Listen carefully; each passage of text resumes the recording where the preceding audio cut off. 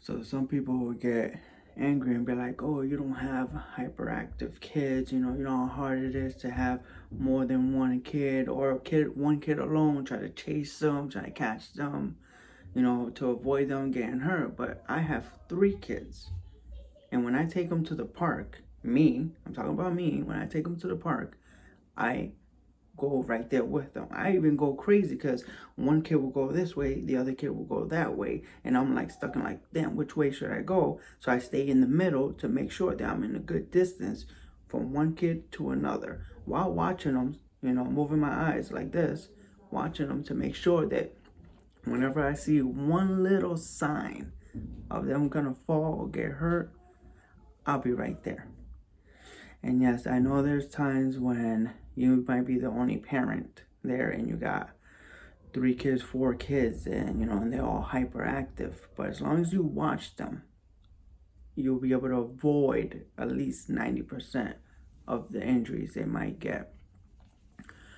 Let's now talk about, still talking about kids getting hurt, but let's talk about kids getting hurt at home.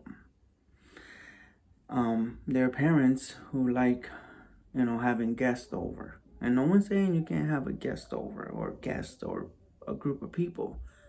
But the thing about it is that they're worrying about entertaining their friends or family members instead of watching their kid.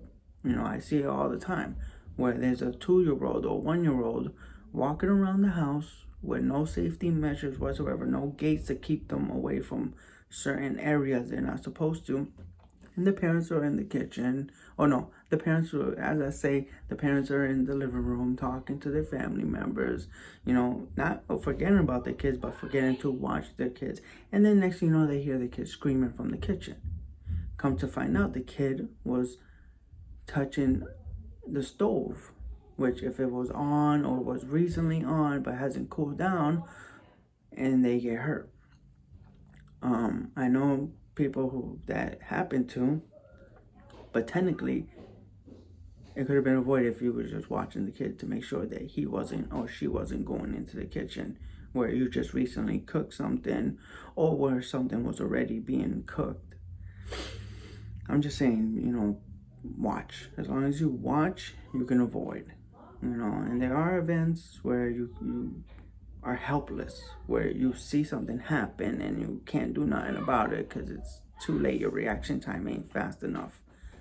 Those are called tragic events where they're unavoidable, regardless if you're right there with the kid. Like if you're walking down the street and there's a drunk driver driving and he jumps a curve at the last minute and you and the kid get hurt. Yes, you can't avoid that.